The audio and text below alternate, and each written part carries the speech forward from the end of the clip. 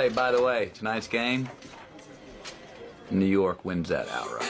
You know he's on top. Million subs, he never gonna flop. Out of Chicago, where the streets don't sleep. Betting on games, making cash real deep. Crystal ball for sports, he knows the lines. He's a sports aficionado, the money he finds. From football to basketball, he's always on point. Predicting winners never disappoints. He's got that hustle, that Chicago vibe. Making moves on the streets, cash on the side. With E, you know it's always a bet. He's the king of the game, never forget.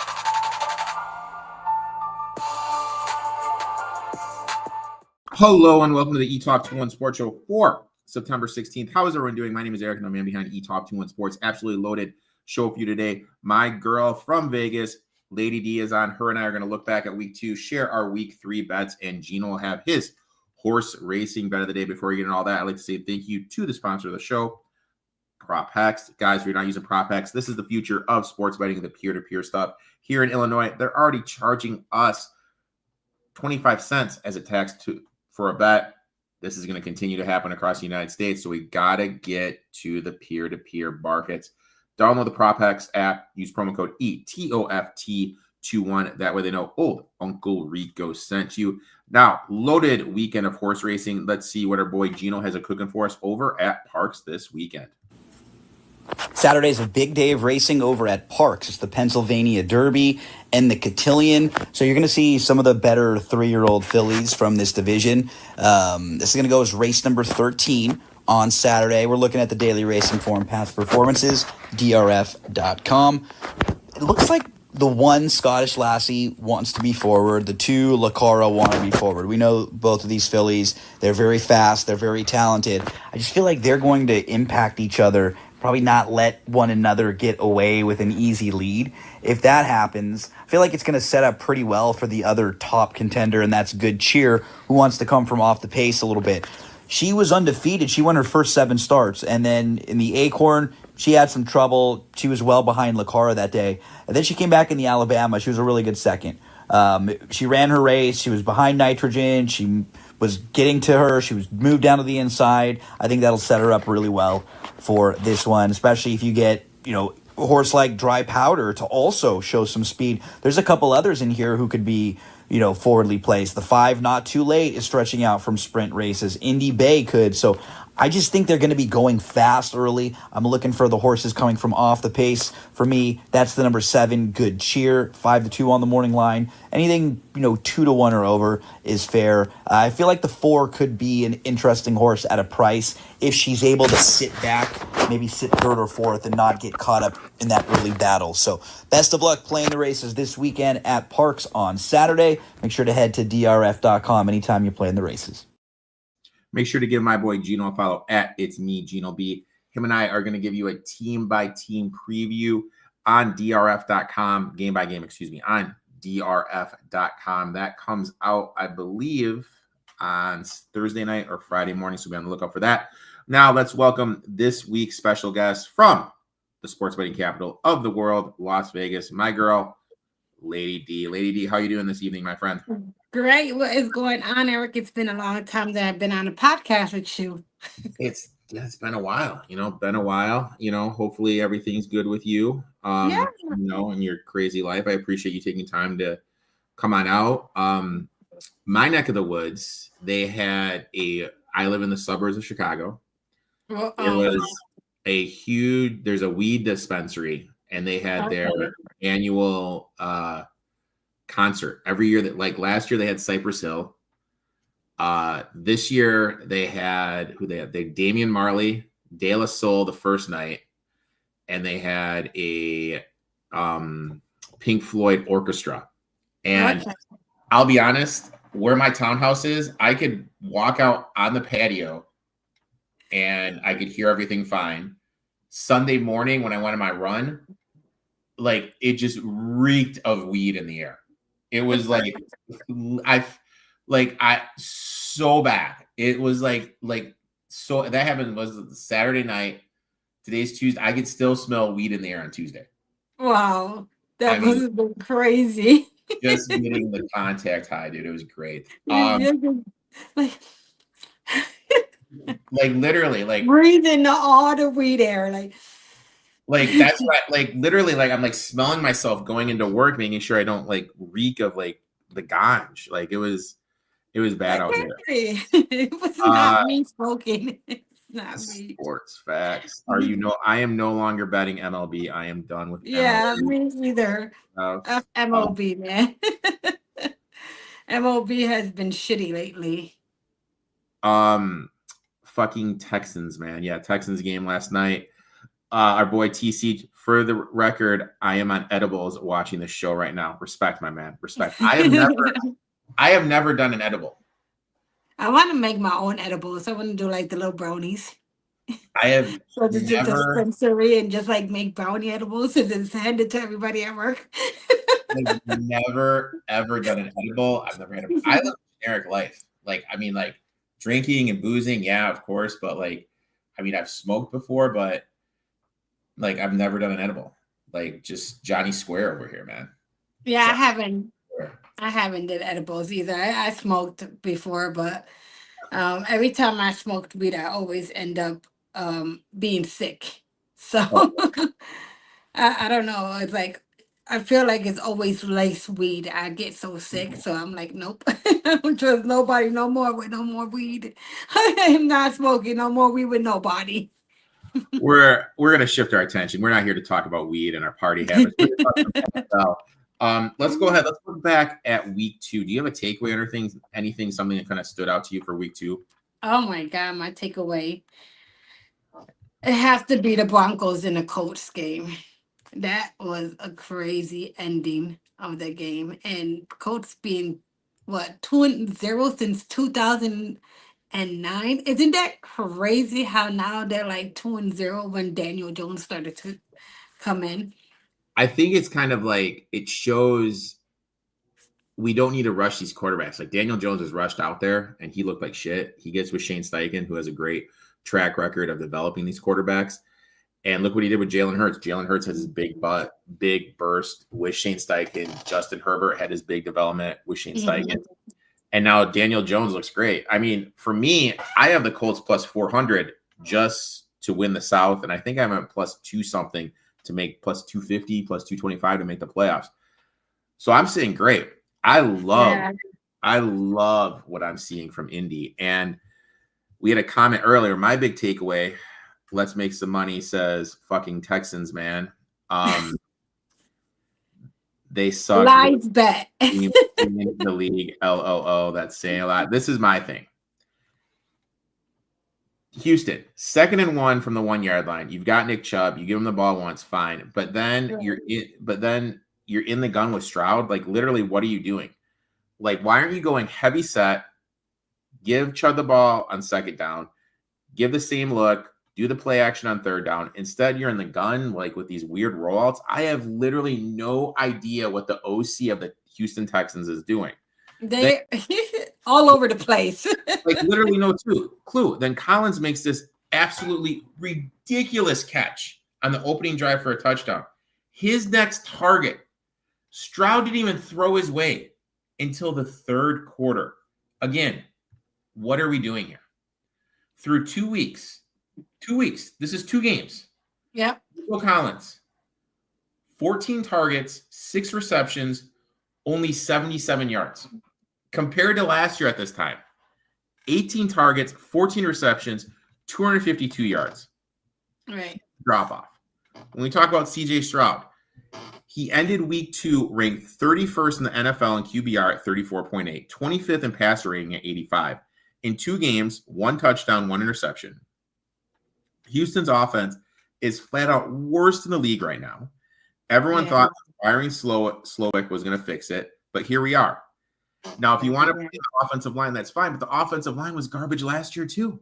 And the real issue here with everything is Stroud and Will Anderson on the rookie deals. This is supposed to be the quote-unquote window. You have the premier pass rusher. You have the young quarterback on the rookie deal. Honestly, I'm going to say it. I think their window's closed. Like back in January, this is a team that went into KC, went toe-to-toe with the Chiefs, had a chance to win that game. Fast forward to now, I'm sitting here telling you the window might already be shut down. I think it is shut down because they gave the play calling responsibilities to someone who's never called plays before, has no idea what he's doing, completely over his head, and they didn't invest in the offensive line. In my eyes, Texans, they're not even making the goddamn playoffs this year, dude. Like, this team is fucking brutal. Like, it was insane what I saw. And that guy missed the sack. Like, it was 4th and 10, and they missed the sack. It was crazy. I was like, would you give Stroud a contract extension? No. I mean, I would have to see what he's did this year. Like, the worst thing that happened to the Miami Dolphins was they made the playoffs with Tua, and they gave Tua the contract extension. Now look at what happened. Now they're stuck with Tua. Right. I know there's everyone that wanted the Panthers to be good this year, and Bryce Young. Bryce Young is a kid. Like, literally, my nephew who's 10, I think, is bigger than Bryce Young. Bryce Young is so small. He's not big enough to be a quarterback. The worst thing that could happen to the Panthers franchise is for them to make the playoffs this year, forced to give Young the contract extension, and then they're going to be where the Dolphins are. Right. Obviously, Young's not the guy. In terms of Stroud, I still got to see it. You know what I mean? Like, he got worse last year, and this year he's even worse than the year before. So I don't know. Like, right now, I probably wouldn't. As crazy as it sounds, I probably want to give CJ Stroud. And what you think about the whole Kansas, the Chiefs being 0-2? I mean, like, that's making everybody happy. Everybody's all like cheering that they're like 0-2. They have not been playing well. I have them creating not to make the playoffs. Like, I hope not, because I'm tired of seeing the Chiefs. I mean, their defense looks older. Their offensive line can't, like, Pacheco's banged up. Pacheco, those injuries, like, are just checking up. He can't hit the. And what is going on with Travis, man? He's not. Dude, he's old, and he's got love in his eyes. He's planning his wedding. Like, I thought he was going to retire after last season. I'm shocked he came back. He should have. I thought with his brother. Retire with his brother and focus on the show. Whatever that was. I thought he was going to retire the same time that Jason did. I was a little surprised he didn't. But yeah, I mean, it's been and then also there's all these goddamn injuries. I mean, we got Browning, we got Daniels, we got Carson Wentz. Like, there's a million of these injuries just coming on right now, and it's crazy. And also to my boy Reed, dude, I would love a 6-pack of Miller Lite for the bet that for our peer-to-peer bet that we had last week with the Bears and the Lions game.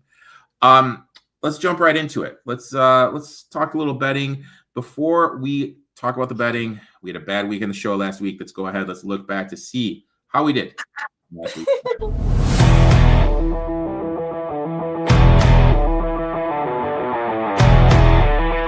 Disappointing week last week, going 2-4 on the show.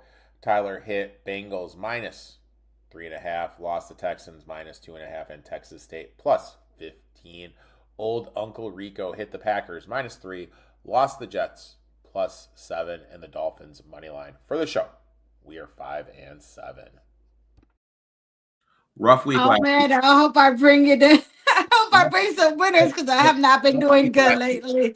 I'll be honest, rough week last week. But I'm going to say that Dolphins were right there. Achane barely stepped out for the goal-ahead touchdown. They take the lead, and they give up a 100-yard kick return to Antonio Gibson.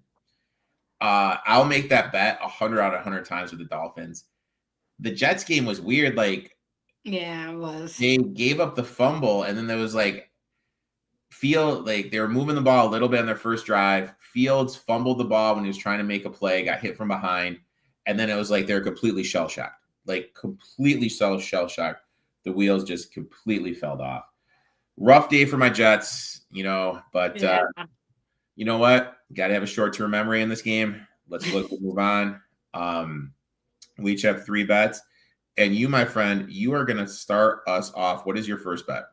I think I'm going to go with Washington Commanders, even though I shouldn't. But I'm trying something new here. I'm trying to take home teams that are not high in spread. So I'm going to take, I think it was, -3 -3. -3, correct. Yep, it was -3 where I saw it on Circa. I can't see it because now I don't have my stat sheets up on here on my computer.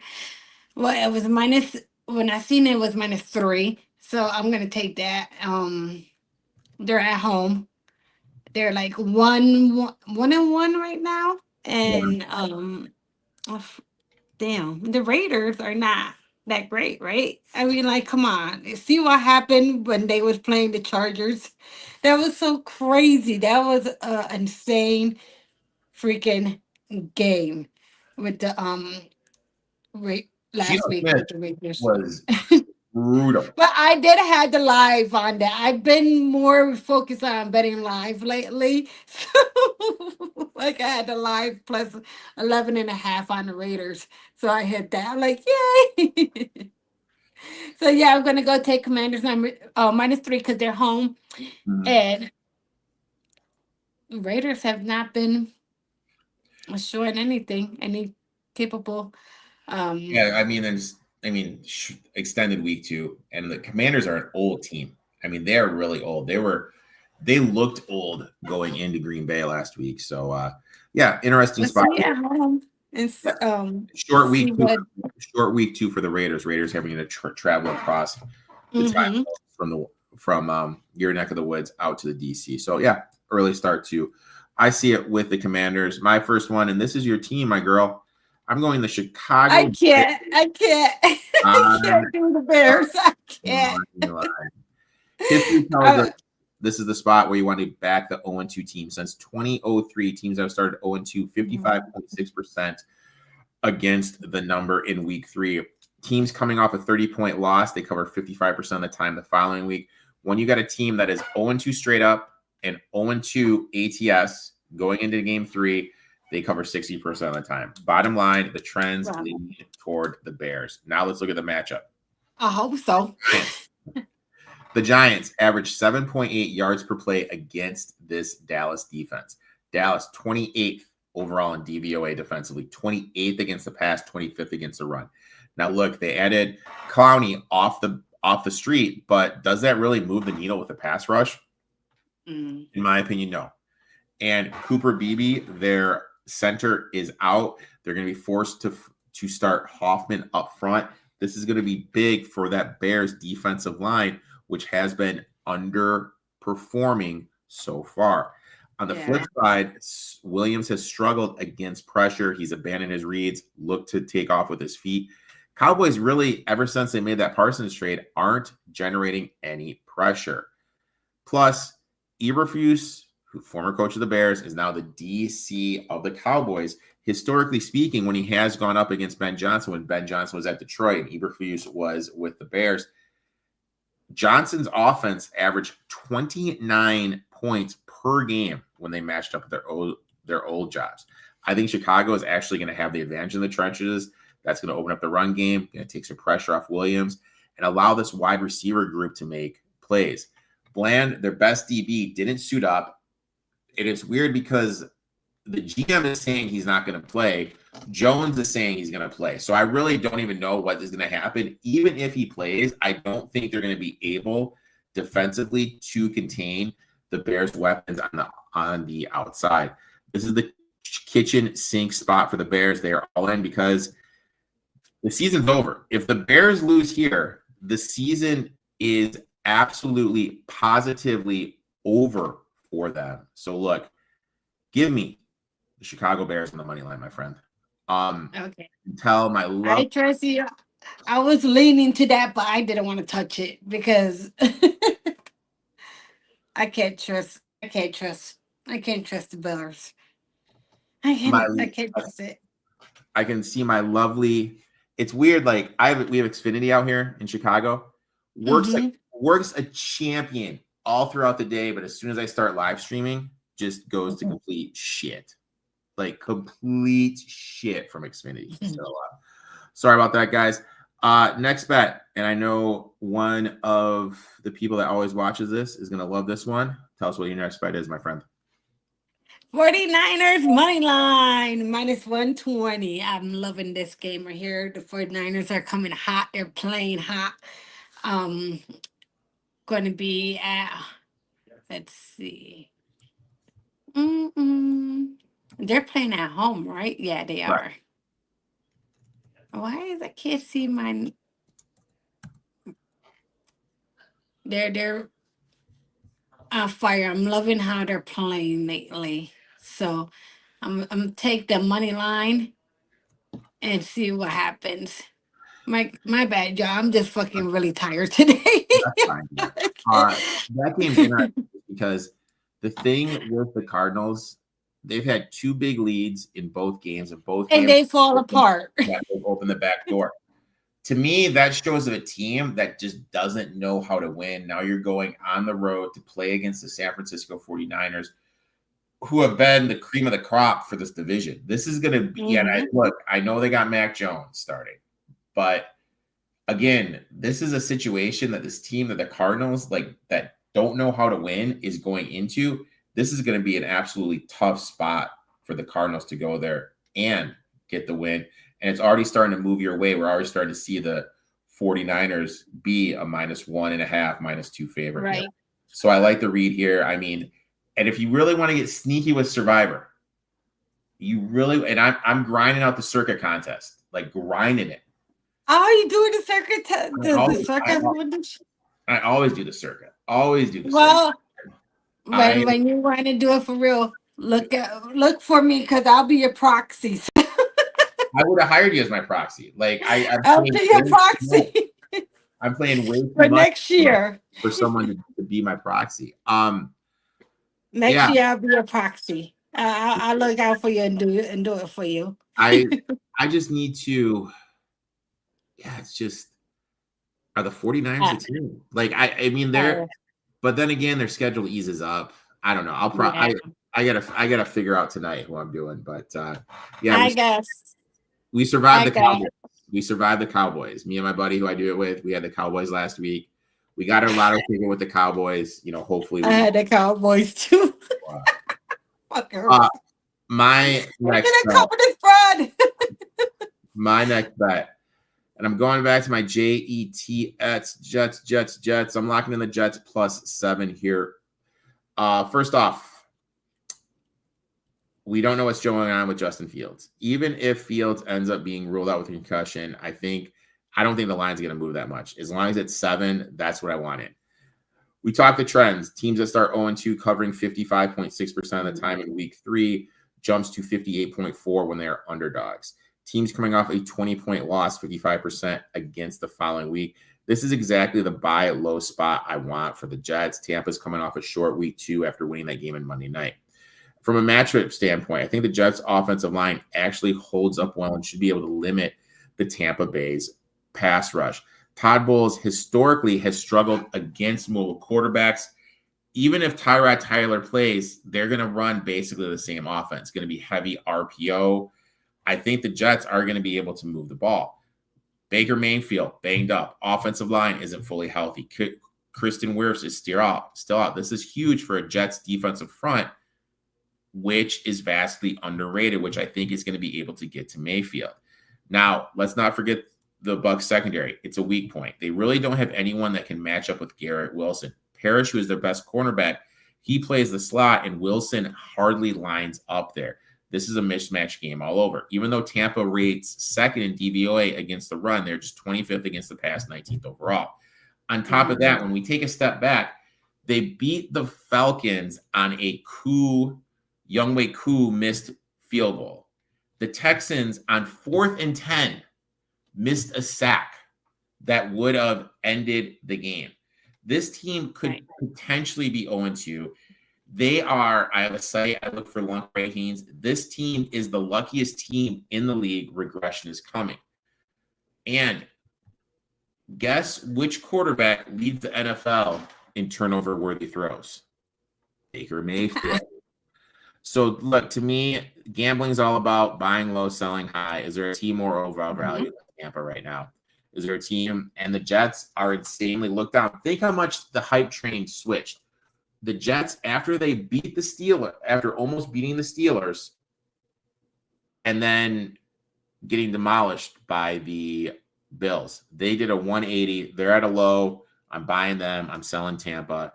Give me the New York Jets +7, my friend. Next bet. Next bet. Where are you going, my friend?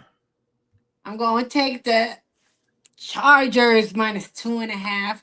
Also, they've been hot coming off from a 2-0 win. They're going back home against the Broncos. The Broncos, who lost to to the Colts by miracle. Safety, I think it was a safety.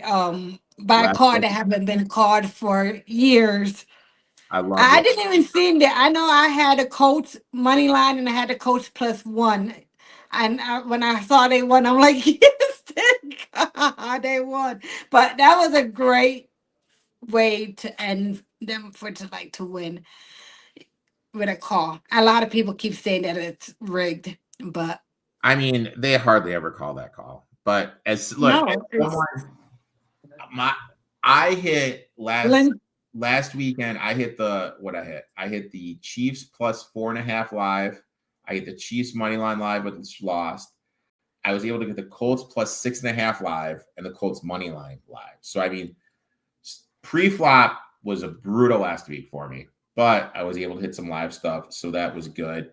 Also, when we talk about the Broncos, everyone talks about Patrick Surtain as a lockdown corner.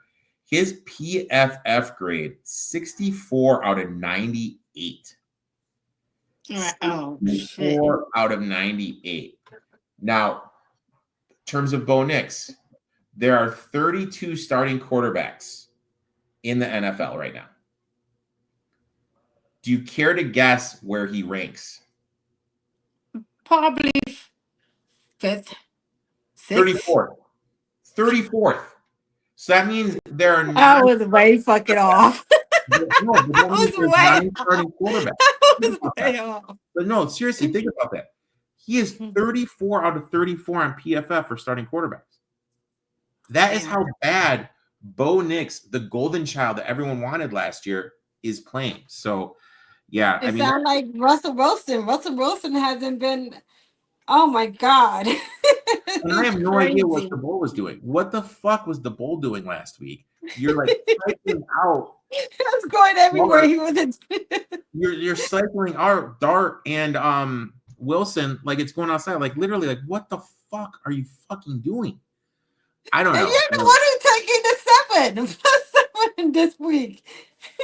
I mean, like it's just amazing. But my next bet. And this is the dirty one. I'm doing it.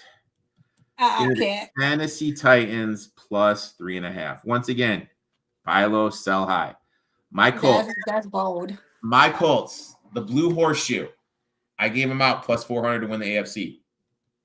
But right now, the value on them is at an all-time high. This is where I'm looking to sell. Let's be honest. The Colts won in a leverage play. They missed a field goal. Leverage play was called. Re-kicked it. Now, people are hyping this team as a dark horse to make a run in the playoffs. This is the peak market value. Add in some injuries to the back end of their defense, and suddenly this sets up for a great fade spot. Now with the trend, I'm going to say it again. Teams 0-2, 55.6% of the time. Now, when they are home dogs, 58.5% against the spread. When they're home divisional dogs, this is the spot, 68% against the number. Now, when we look at the Titans, they're competitive last week. They were down 4 points before the Ward fumble flipped the game. They were leading in the third quarter on the road in Denver until the wheels came off, a late touchdown. Depending on the number you got, cost to cover, they pushed. Yes, Tennessee hasn't had much downfield, the passing attack so far, but I really think this is a matchup they can exploit with the secondary that Indy has, especially against Howard, who's graded 98th out of 95 defensive backs, which is a glaring weakness per PFF. Colts are coming off an emotional win, which makes this a letdown spot. Titans are at home. They're desperate. They're 0-2. The trends are lining up perfectly here. This is a classic buy low, sell high. Give me the Tennessee Titans +3.5. And honestly, I'll probably be out. Any team that's 0-2 is probably going to be on my betting card. this week. Yeah. Even the Cleveland Browns. And if you guys really want to get spicy, sprinkle a little bit on the money line, because teams that start 0-3, this is when their back's against the wall. Like, this is when you have to come out. Everything has to be on point. You have to win the game. I will say this, though. Someone made a comment, if the Texans were the worst coach team in the league, I think the Titans are. I mean, the mistake. Callahan, in a press conference, said he didn't know like one shin equaled like 2 feet. Like, I don't understand this. Like, honestly, if I was an NFL coach, okay, I already know how I'd set up my staff, okay? Mm-hmm. And besides my staff, what I would do is I would obviously hire an analytics guy, but I would also hire a former official so I know what the fuck is going on. Right? Like, I don't understand. Like, I don't understand why teams don't do that. Why don't more teams hire an official so then they know exactly what is going on? Exactly. Like a retired official. You're telling me, what was the guy with big biceps? Ed Hockley? You're telling me his ass is like, hey, dude, you know what? You're going to be in the box. You know, if we need to challenge something or something's going on we need to know of, we're going to just buzz down. Boom, you're in. Makes all the sense in the world to me. I don't know why more teams don't do that, unless I'm completely missing something or it's against the rules, which I don't think. They probably is against the rules and we don't know about it. But they have but it doesn't have to be an official working now. It can be after the words to see what's going on. Hell, dude, if Tom Brady, who works for Fox, is allowed to be in the coach's box for the Las Vegas Raiders talking to Chip Kelly about offense, you can have a former official. I think that would be dope. You know what I mean? Like to go through with the back end of everything, you know, review the games and say, okay, this is what, you know. Yeah, like you just be like, challenge, don't waste it. Challenge. You know what I mean? Like that way, I don't know. To me, I would rather have that than just some random guy saying, oh, both feet were in. Oh, challenge this. Right. One more question before I let you get out of here. How do you feel about the tush push? I don't know. I don't care because I haven't been watching anything, and I haven't been paying attention lately. So, what's your thoughts about it? I don't think they should ban it, but I think like the way the Eagles false start every time they do it. Mm-hmm. So, I mean, look, I never think you should ban a play if it's legal. It's a legal play. However, they are false starting, and that needs to be called. But everybody false starts all the time. Like I notice all the teams have been. But they're lining up. They're lining up. Like the center's lining up above the ball. Like you can't do that. Oh, okay. Like even before, they're just lining up wrong. So, look, if it's gonna be in the game, which I'm absolutely fine with, it is a rule. Like I'm fine with it. I don't care. They should be lined up correctly, and everyone should be lined up correctly. If people are false starting, they're false starting. But but I don't know. It's just I don't know. I don't like it. So the tush push. The tush push. You know me. I don't care about anything but numbers. I don't care. I only care about numbers. I only care about looking what's going on. How they're playing. I don't go rewatch the games or anything like that because listen, I am a very busy ass woman. Okay, I'm like I work. I have kids. I have to like make sure everybody's all good. So I'm like, okay, I need to make my betting simple. I'm just gonna go with less odds. So hope they fucking make it. I got you. And win at home. That's like how I've been betting lately, and it hasn't been doing great because you know I've always been killing NFL season, but I haven't been killing it for 2 weeks. You've been on here 3 times and you have yet to lose the bet. Knock on wood. Well, please don't say that, man. Knock on win. I need to come back and win. Knock on wood. Knock on wood. Lady, I know, right? I'd like to thank you for coming on. Guys, make sure to give that young lady a follow at Betting on Helios on TikTok, Instagram, X. Is there anything else you're on? Yeah, just on Facebook too. It's all I'm Betting in Heels. So yeah, you can follow me there. Make sure to give her you know me, I'm never on no damn X anymore. I can't stand the people on X.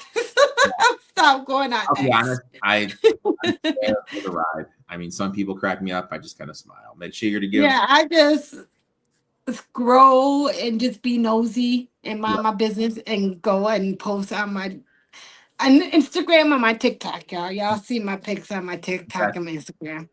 You know what? That's the only way to do it. And your video editing skills are on point. So make sure to give Thank her you. a follow. I tried to be getting that all on point. I'm like, damn. We will be back next week with Jake, aka the Money Badger. Him and I are going to talk about that big Miami Dolphins and New York Jets matchup for week 4. So check that out. Make sure to give that girl a follow. Best of luck in your picks, and we will talk. Thank you. You too. We got.